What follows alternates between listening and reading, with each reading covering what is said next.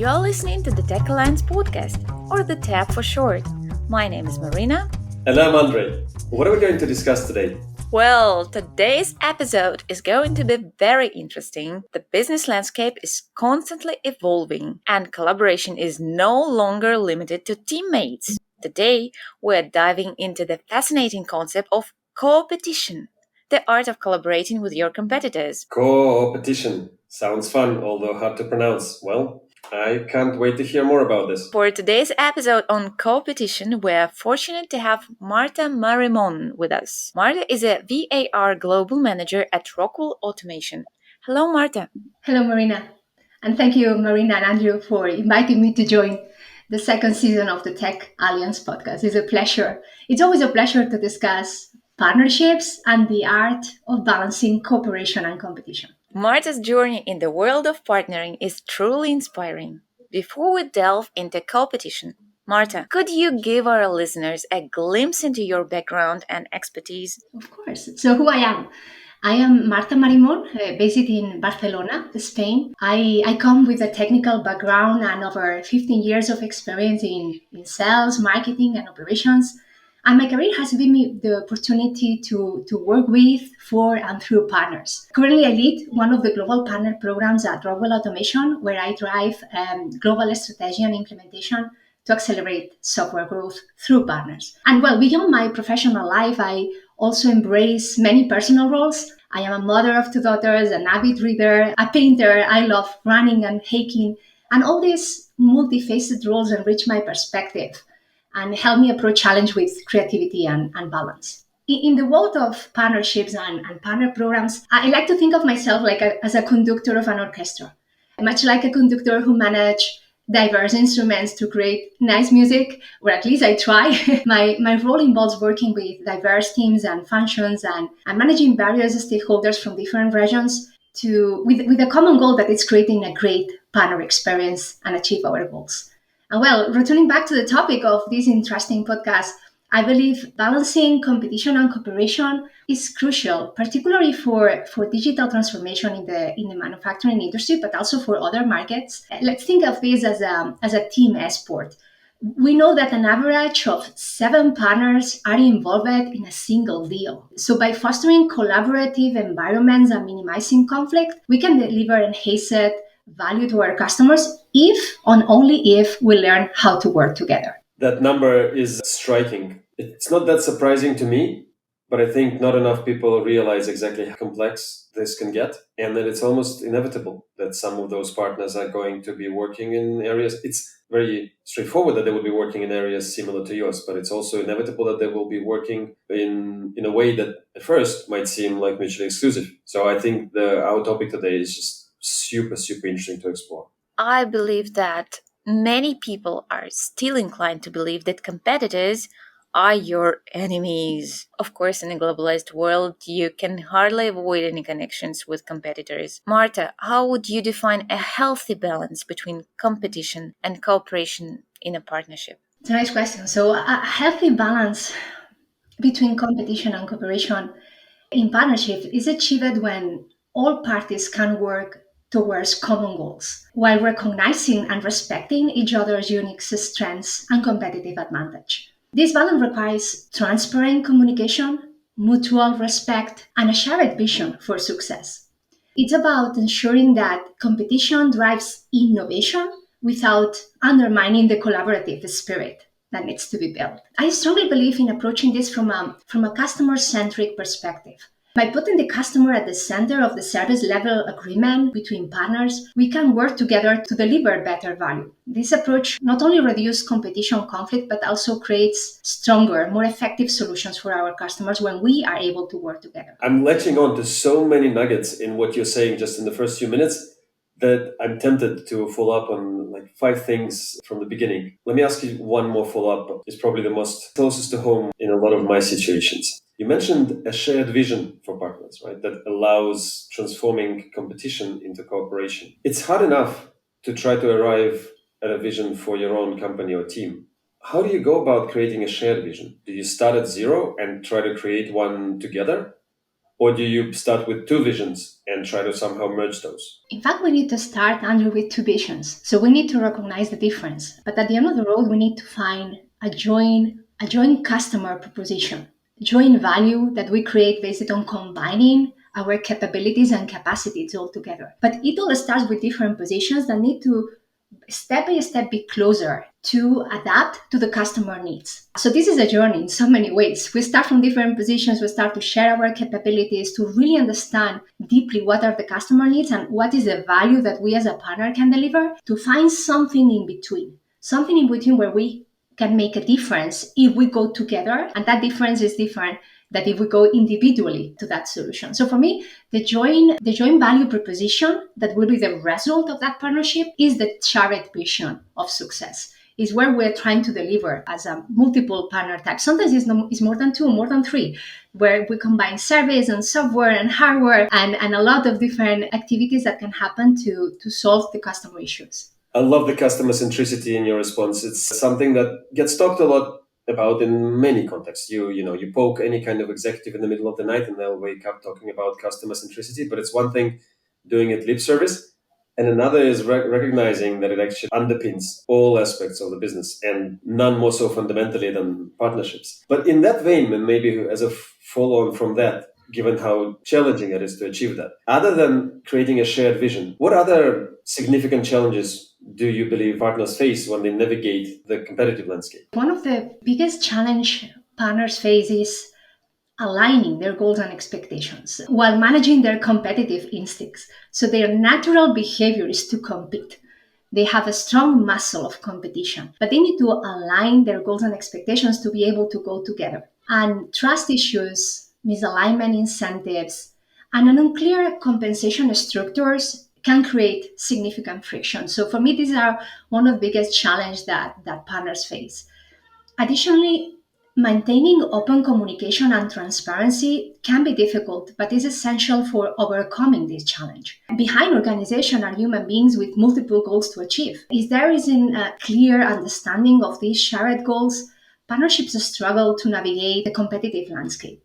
So without alignment, after a few business cases, partners often retreat to their own spaces rather than continuing to collaborate effectively. And let's be honest, partnership is not one single success. It's a journey. We go together once and we repeat that experience again and again to make it better. So we need to be sure that consistency is staying within the team. But I think I mentioned some of the biggest challenge that partner face. I love it. Thank you. Marta, you have said about aligning goals and expectations and transparent communication and the importance of these parts. The question is that how can you achieve all these things? What are the key strategies, or do you have like a step-by-step framework that a manager can use to foster a more collaborative environment? It's a good question, Maryna. I would love to have, let me say, the framework here behind, but at least I believe that to foster a more collaborative environment, partners should focus at least on three key strategies. The first one is establishing clear communication channels. This is really crucial. This can help ensure that all parties share information effectively and address any issues earlier enough. And the second step is to set mutual goals and creating what they call it the joint value proposition. What are going to sell together? What we're going to provide together? And this alignment of efforts can drive collective success, has demonstrated a way to drive collective success. And the third step is being sure you regularly review and adjust the partnership agreements to reflect the changing circumstances, negotiations in the market, there's new requirements, and we need to help to keep this partnership relevance and effectiveness. So these partnership agreements needs to review in a continuous way, ensuring that both parties or more feel valued and heard through the partnership. And this is really important. And collaboration needs to happen at all levels of the organization, from C-level executives to support functions. A partnership is only as strong as its weakest link in mutual organization. So fostering a collaborative culture at every level is critical for long-term success. And this approach allows us to move from a single success story, something that just happened once, to the repetition and amplification of successful solutions and more mature partnerships. You just reminded me, we covered the book called Alliances by Art Peter de Man. where he spends quite a bit of time covering, as part of the framework that he proposes, I suppose, the underpinning nuts and bolts of it. And I think it can't be called out enough how necessary it is to maintain a certain level of flexibility in the way you create your partnership. Your ideas at the beginning of it, and even your goals themselves, might change under the influence of external circumstances, changes within your teams, your company's resources and priorities. And if you're stuck in a rigid framework where you did not anticipate the need to be able to, because you cannot anticipate those changes, but the need to be able to introduce them when they happen and to account for them is paramount. So I'm super delighted to hear you talk about that as well. I love building those arcs, and I hope that our listeners are also able to kind of go back and connect the dots between what we've been discussing before and what Marta has shared with us now. Well, all right, as we work on that, I suppose let's switch gears a little bit, maybe towards the beginning of what we started discussing. Given that we are focusing specifically on Coopetition, can you take us through some of the red flags that have been significant in your experience that might indicate that a partnership is starting too much towards competition? Important consideration.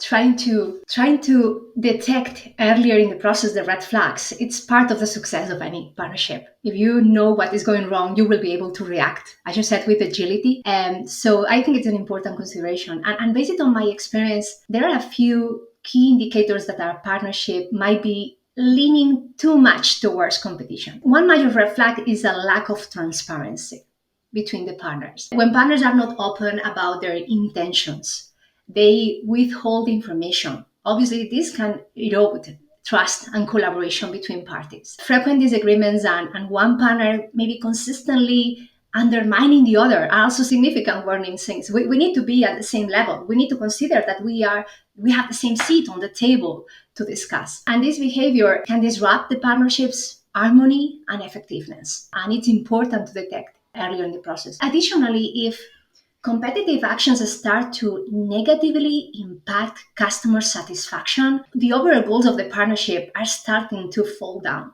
It's a clear sign that the balance needs to be reevaluated. It's better to identify and address these issues earlier in the sales cycle rather than discovering later that the service level agreement isn't working for the customer, which can affect, obviously, customer lifecycle adoption, expansion, or renewals. It's too late sometimes when this is detected, when the customer is saying something here is not working well. No, it's because like it's one thing to put questions in advance, and then I'm looking at our questions and I have like 100 more for you now, but what are we going to do? Marta, my question is that do you see the balance between competition and cooperation shifting in the future of partnerships?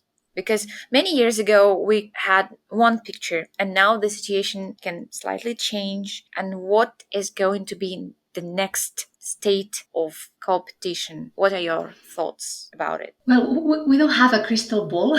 We would like to, but I believe the balance between competition and cooperation will continue to evolve as partnerships become more complex and integrated. For example, with increasing importance of digital transformation, interconnected systems, data sharing, collaboration will likely take on an even greater role to drive innovation and value creation for customers. However, competition will remain a key factor in motivating partners to improve and innovate. So these are the two sides of the coin that we need to manage. Looking ahead, technology will be pivotal in shaping these dynamics. Tools that promote transparency, such as lead registration platforms, PRM to co-manage objectives between partners, will help align partners' efforts and reduce that level of friction.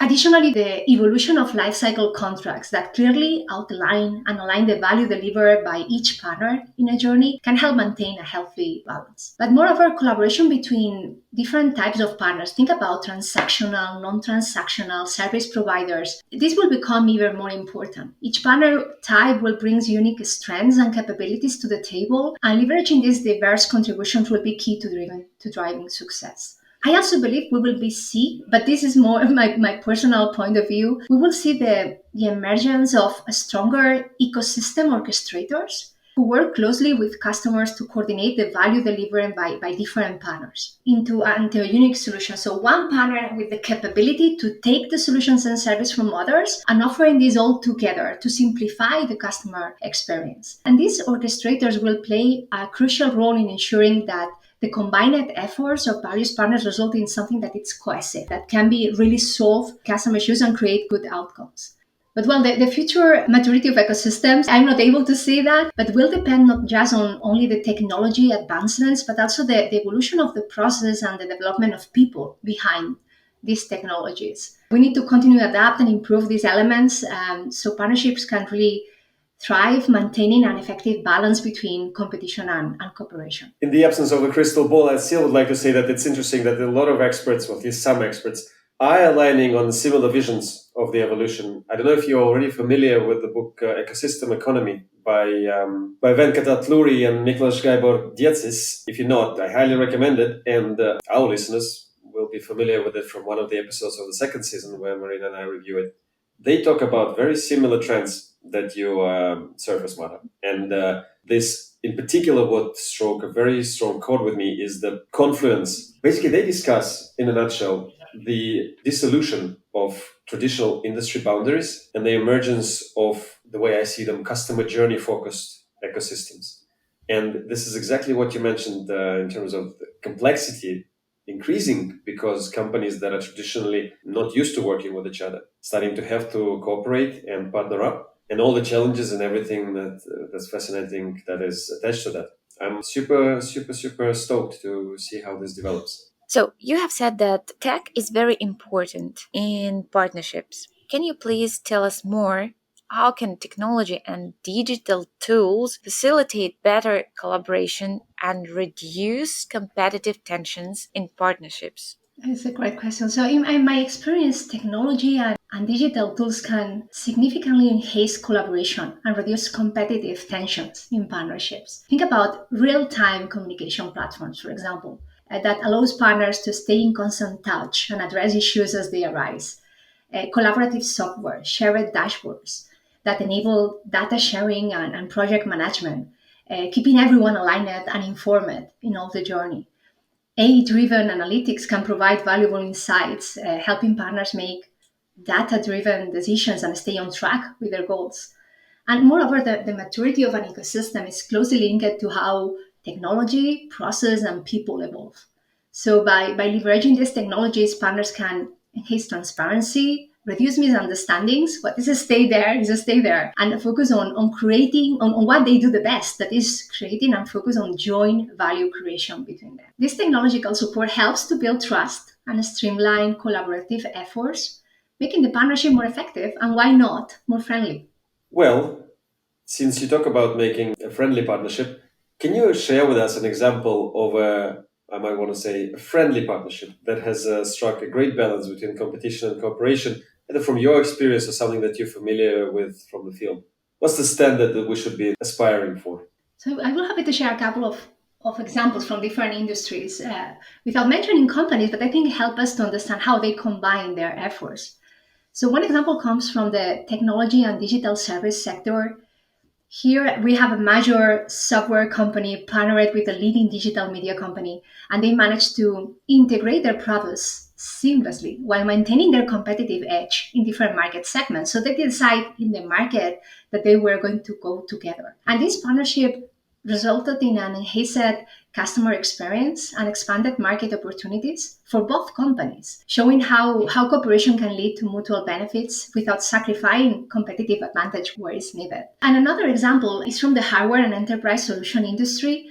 A leading consumer electronics manufacturer teaming up with a global technology company to create enterprise level applications. Despite being competitors in various technology sectors, they joined forces to leverage each other's unique strengths. And this collaboration resulted in innovative solutions that obviously provide significant value for their mutual customers, demonstrating that cooperation can drive success even among industry giants. I'm talking about really big companies. But what these successful partnerships have in common is their ability to leverage each partner's unique strengths to create enhanced value for their customers. Again, clear communication, mutual respect, shared vision, I'm sure it plays a crucial role.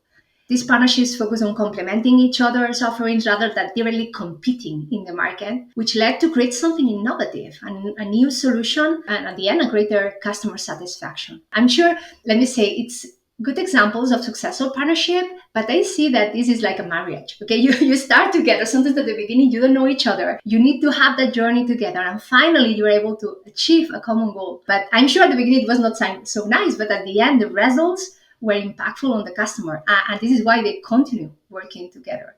Okay, by aligning the goals and resources, they really foster environments where both parties can thrive while minimizing competitive friction that is still there. And at the end, they become stronger together. This is really important. Actually, this is what we are talking about. The partnership is the state when you are growing stronger together. This is the mindset.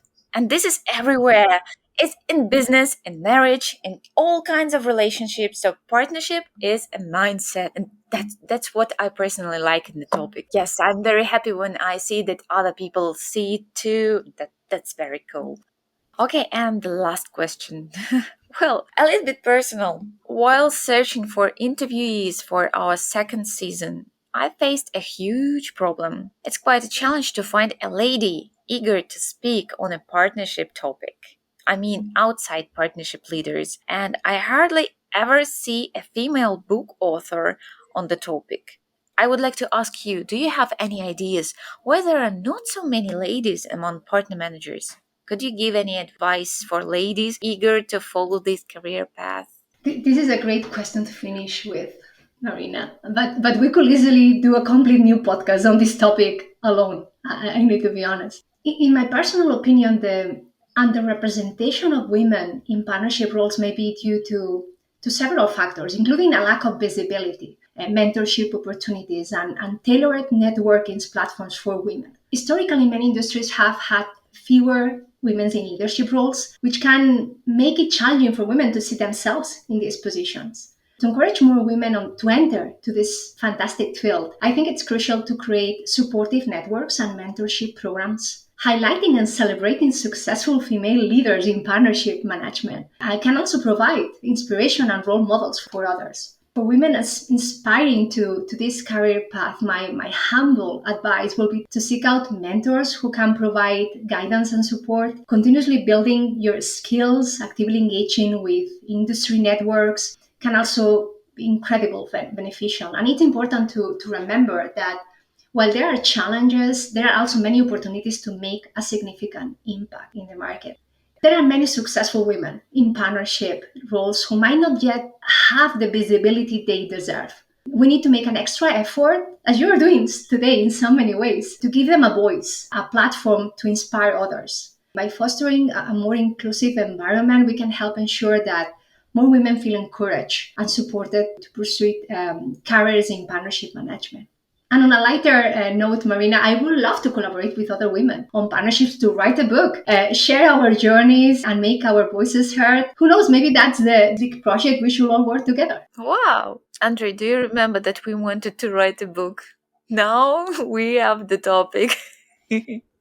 Well, you heard it here today. So if you want to collaborate with Marta on a new book about women in partnerships or anything, in fact, leave it in the comments. We'll be watching. But you are right, Maryna. This morning I was in a chat and we were talking about a list of recommended readings for the summer. It was like two or three people were sharing like my top 10 list of books. Any one of these books was written by a woman on the partnership level. Okay. In other areas, yes, I need to tell customer success, management style. Yes, there were some women there, but when we go to the partnership level, any name was on that list and it was feeling sad. So we need to do something. Let's do it. Okay, I will put it on the list of our projects because we right now we have about 2 projects in the we're just planning to start doing something in this direction, and I think that the book it is something we also have to consider. Well, thank you for the idea. Okay, so Marta, huge thanks again for joining us on the Tech Lines podcast. And the conversation about competition was truly Thanks a insightful. lot, Marina and Andrew, for inviting me. A pleasure. I must say, on my part, today was a very special episode because not only we talked about a field that is an aspect of our field that is super interesting to me personally, hopefully just as interesting for all of you, which is competition, which is something we don't talk about enough, but which is critical. But we've also, like we often do, managed to digress into completely somewhat surprising areas of the field, and watch the space. There'll be new stuff coming out of it. So thanks for tuning in today. This was the Tech Alliance podcast with Andrey, Maryna, and Marta Marimon. Subscribe wherever you get your podcasts from and follow us on YouTube and LinkedIn for more. Links in the description. Catch you next time on the tap.